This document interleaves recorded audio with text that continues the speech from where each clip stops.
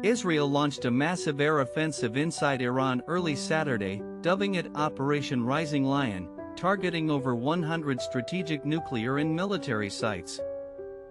More than 200 fighter jets participated, striking key locations including nuclear enrichment facilities like Natanz and bases linked to Iran's Revolutionary Guard. Among the high-value targets was Tehran's Revolutionary Guard headquarters, where top commanders, including the IRGC chief and armed forces leader, were reportedly killed. Iran acknowledges at least 78 military and civilian deaths from the Israeli strikes and more than 320 individuals injured across multiple locations. In retaliation, Iran fired dozens of ballistic missiles and drones toward Israel, killing 3 civilians and wounding over 100 others. Air raid sirens blared across Tehran, Tel Aviv, and Jerusalem, signaling an escalation that prompted emergency measures and heightened military readiness. Jordan and Iraq intercepted some Iranian drones and missiles, warning of possible spillover and urging their armed forces to defend airspace. Qatar Airways and other carriers suspended flights to Iran and Iraq, citing security concerns in an uncertain and dangerous regional environment. Global markets reacted sharply. Oil prices surged and stock futures dropped as financial investors feared further instability in the broader Middle East. The United States officially denied involvement in the strike, although Washington expressed support for Israel's right to self-defense in the conflict.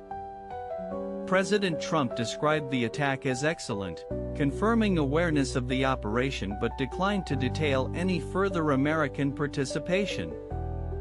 Turkey condemned the strike, warning that the attacks could ignite wider war and called for diplomatic restraint to prevent regional collapse. Experts emphasize this is the most intense direct military exchange between Israel and Iran since the 1980s Iran-Iraq War. The targeting of Iran's nuclear infrastructure marks a major escalation, deepening fears that nuclear diplomacy may now be off the table.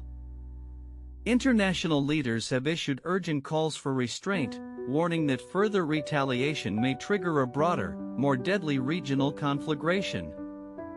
Israel remains defiant, saying the military campaign aims to neutralize nuclear threats and will continue while Iranian aggression persists. Iran's leaders have vowed severe punishment, promising strong military response to Israeli strikes and threats targeting senior officials. Public protests erupted in Tehran and other Iranian cities, where citizens fear a full-scale Israeli invasion or repeated bombing raids. Regional airspace remains unstable, with flight cancellations and travel advisories reflecting heightened risk across the Middle East and neighboring areas. Military analysts warn the conflict may widen, drawing in allied groups in Lebanon, Syria, and potentially targeting forces in Iraq and Yemen. The coming days may determine whether diplomacy can de-escalate violence or if both nations entrench into a prolonged and devastating regional war.